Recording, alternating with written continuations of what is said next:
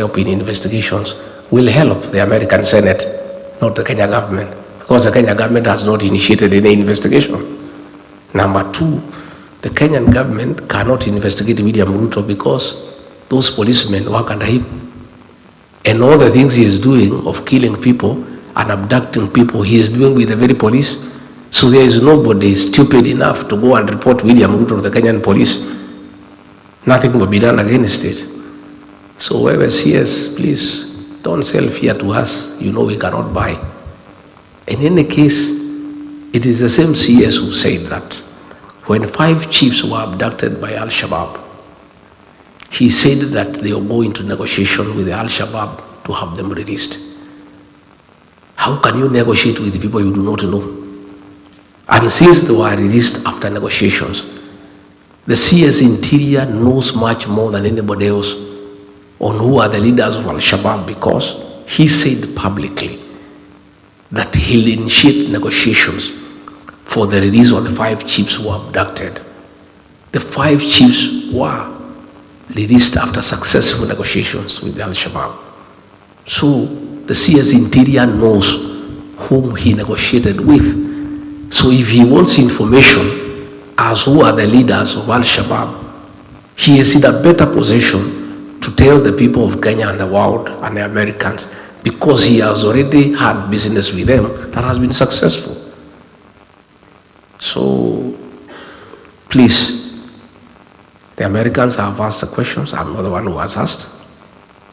If I'm required to help the things I know on the issues in Sudan, the dealings with RSF, I'm ready to help. But the Americans, not the Kenyan government, because the Kenyan government has not raised any issue. They are comfortable with what is happening. And you know, I see people threatening other people. I've seen that fellow called Soprano issuing a lot of threats every day. Oh, mimi ni fire, mimi ni noma. Oh, don't push me around. I want to tell Soprano to take time to read Wallace Soyinka. In one of his greatest works, he says, a tiger does not proclaim its tiger shoot. It pounces.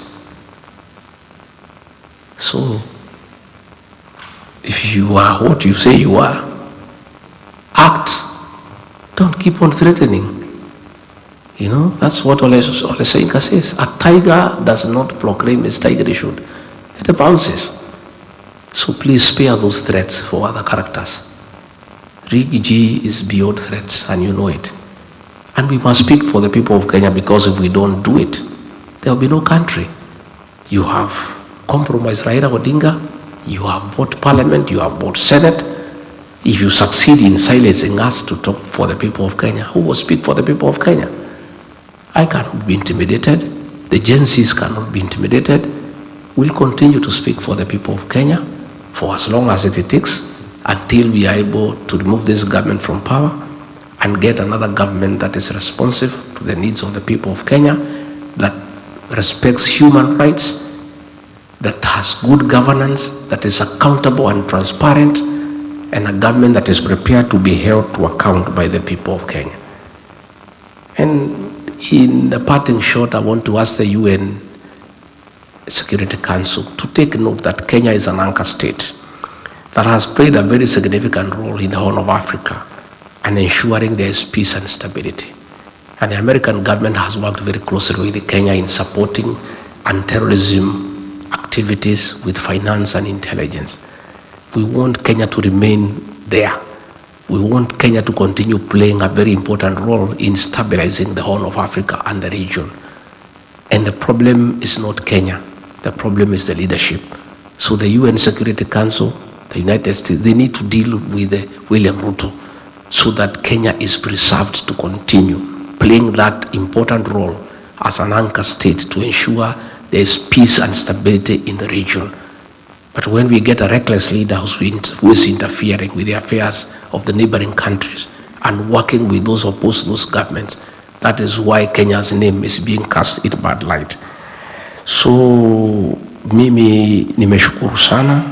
I have said many things, and nataka mniulize maswali ndio niweze kujibu. for drinking.